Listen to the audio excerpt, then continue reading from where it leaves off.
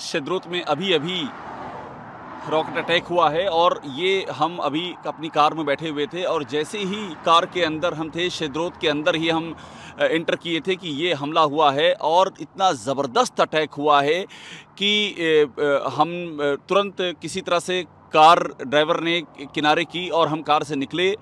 और आप यूँ समझिए ये थोड़ा सा फासला था, अगर थोड़ी सी और देर होती तो कुछ भी हो सकता था।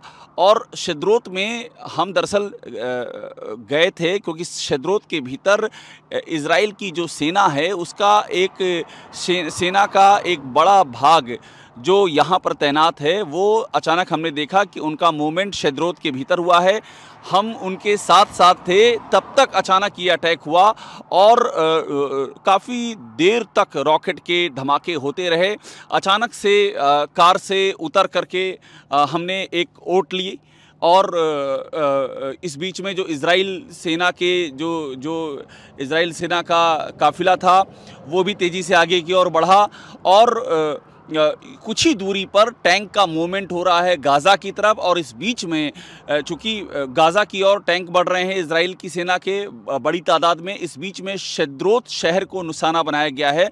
मैं आपको एक बात और बता दूं कि शेद्रोत को खाली करा लिया है इज़राइल की फ़ोर्स ने। अब वहाँ पर सिर्फ और सिर्फ इज़राइल की सेना के अलावा और कोई भी नज़र नहीं आ रहा है। और ये जो मूवमेंट सेना का हुआ था उसके पीछे ऐसा लग रहा है कि उनके पास कुछ खुफिया इनपुट थे, जिसके बाद वो तेज़ी से शेद्रोत के भीतर किसी एक खास डायरेक्शन में बढ़े थे और तभी ये रॉकेट का अटैक हुआ। और उस वक्त एबीपी न्यूज़ की टीम शेद्रोत की ओर ही बढ़ रही थी और ये कुछ फ्रैक्शन ऑफ सेकंड्स की बात है कि हम कार से निकल करके और किनारे की ओर शेल्टर लेने में कामयाब हुए हैं, क्योंकि आगे की ओर ये अटैक लगातार जारी हैं।